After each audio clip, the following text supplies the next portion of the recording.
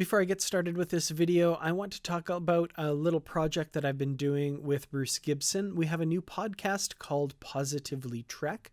There are links in the description to subscribe. The first 5 episodes are also available here on my YouTube channel. Just search for Positively Trek or look under my uploads on my channel page and you will find those. I hope you like it. It's kind of us talking about Star Trek in a positive manner and having great discussions about all of Star Trek, both old and new. So be sure to check it out.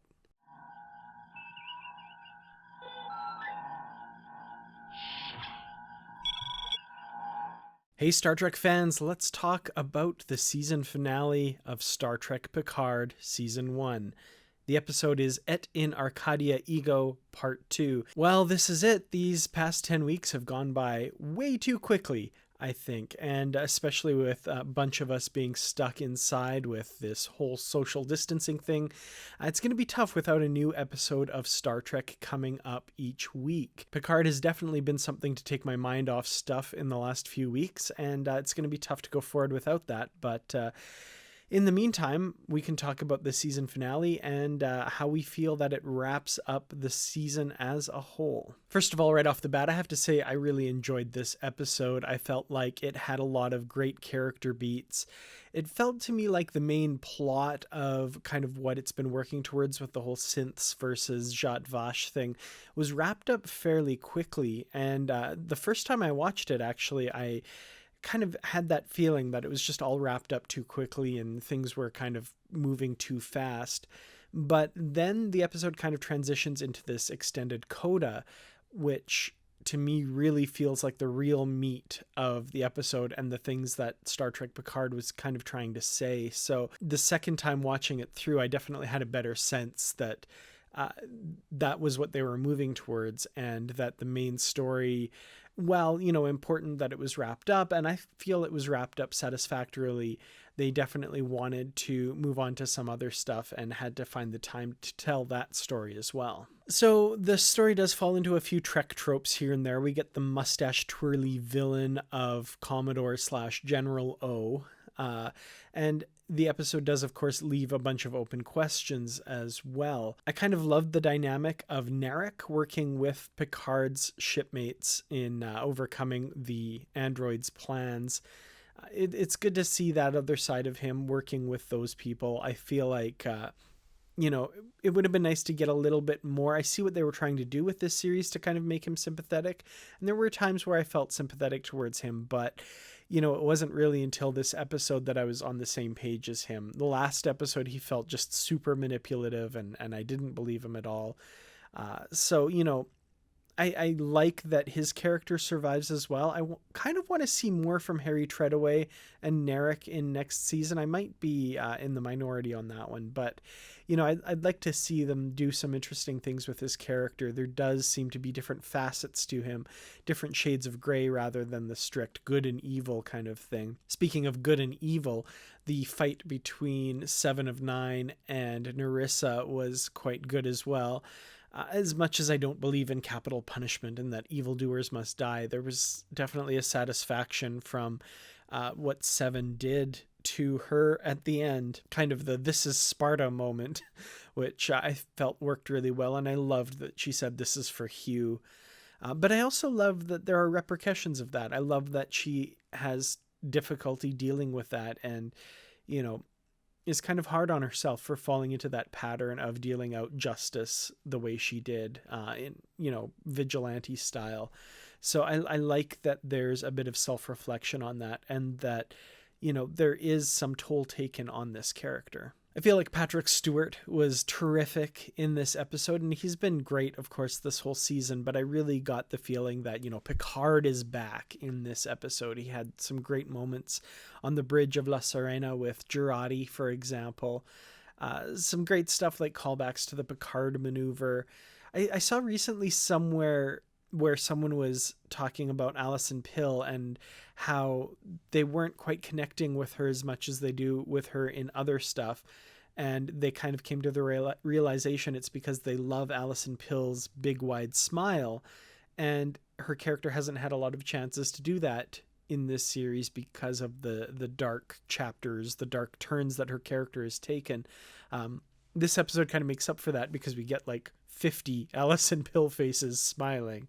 And that's not to say that, oh, she'd be more beautiful if she smiled or whatever. That's not what I'm saying. I'm just echoing kind of what I saw online, that like that's one of her great strengths as an actor, is that great smile she has. So it was kind of cool to see that side of her in this episode rather than the kind of dark turns we've seen her character taking. That is, however, one of the opening questions I have at the end of this episode. Is she still going to turn herself in for the murder of Bruce Maddox, or is that all just kind of conveniently forgotten? I don't know. Other open questions I have: Commodore O, she's pretty out in the open now as leading the Romulan fleet. I'm guessing, will there be any repercussions for the fact that she was the head of Starfleet security for all those years? Is there going to be any kind of investigation into that? We got Captain Riker obviously recognizing her, and, so I kind of wonder about that. That seemed to be a little bit wrapped up, kind of in the same way that Narissa just showed up as a Romulan.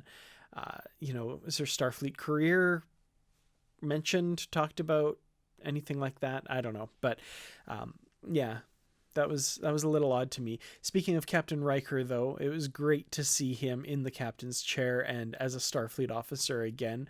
Riker just definitely seemed in his element here, and I loved the kind of back and forth, the camaraderie that they showed between him and Picard in the little bit of limited interacting they got to have.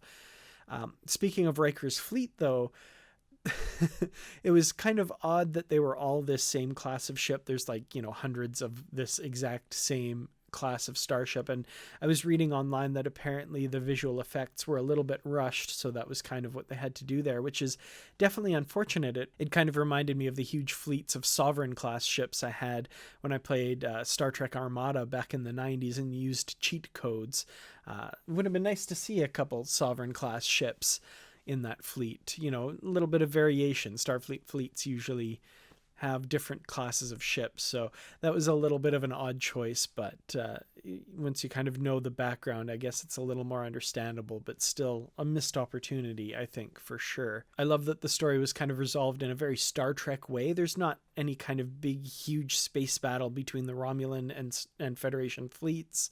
It's done through negotiation and talk and that sort of thing. That said, I do feel like kind of capitulated pretty quickly and pretty easily. This is a mission she's had in her entire life. She's dedicated lives and resources to shutting down the synths. And so it does feel like she kind of walks away a little bit quickly. Not completely unearned, but still at the same time, it felt a little bit too pat. That said, I was mostly satisfied with how everything turned out there. I liked Soji's journey. I like that she comes to the realization through the actions of Picard what sacrifice truly means. What she was talking about in the last episode, I think, comes into play definitely in this episode. Other open questions, though. Again, Narek. He just kind of disappears after the synths tackle him when he's trying to help Rios take down the tower used to signal the Uber synths, as Jurati calls them at one point. So yeah, where's Narek? Where is he? He just kind of disappears from the story at that point. But I guess he wasn't really needed. I think everybody, regarding the end of the episode, everybody kind of guessed last week when we saw the golem that Picard would be the one to go into it. So it's kind of cool that he has a bit of a new lease on life. It's limited, though. He's a synth, he's an android, but he doesn't have the superpowers, as they call them, that the other androids seem to have. He doesn't have any extra years beyond a regular human lifespan, which he kind of comments on. Would have been nice to have an extra 10 or 20, but unfortunately it was not to be.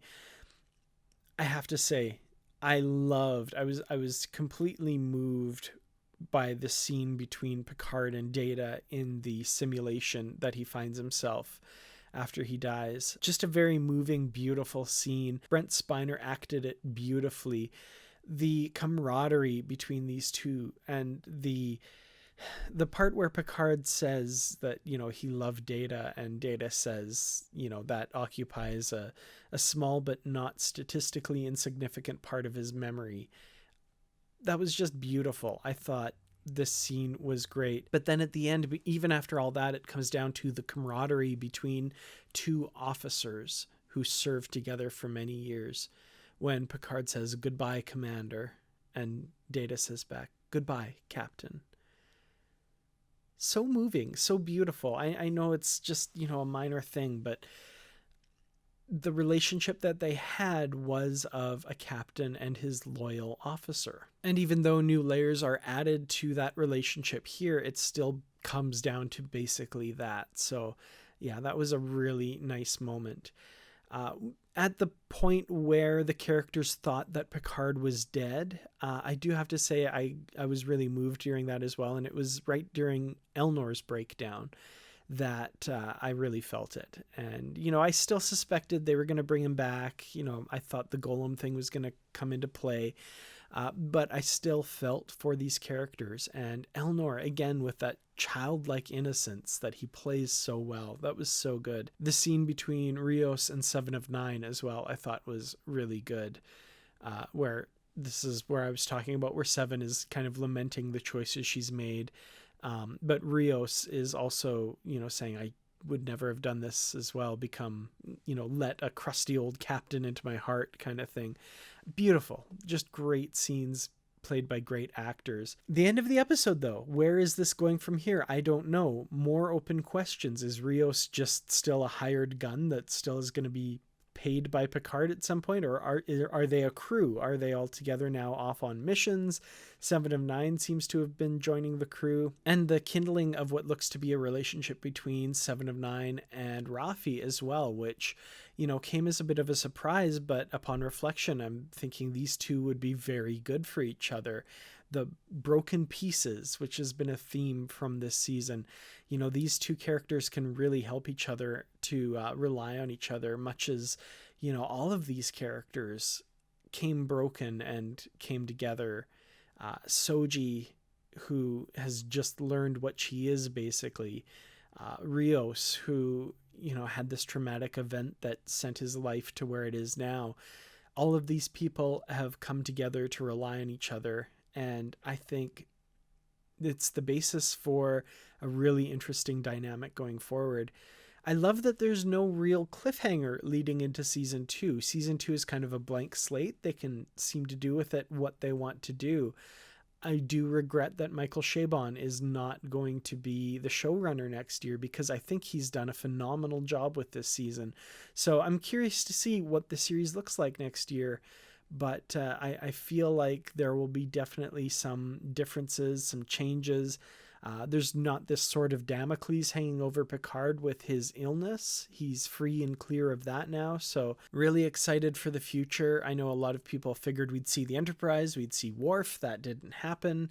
But Riker in the captain's chair of his ship leading the fleet, I think, was a nice little fan service moment for sure. So some good stuff. I like that they didn't lean hard into the fan service stuff. I like that Michael Chabon made the story his own and did what he wanted to do with it, it seems. So definite high marks for this episode. But I want to hear from you guys. What did you think of the final episode of season 1 of Star Trek Picard? Let me know in the comments.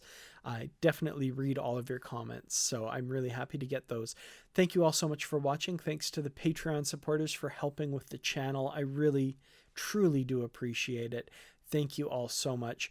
New patrons, of course, are added at the start of every month, so next week there will be changes to that list.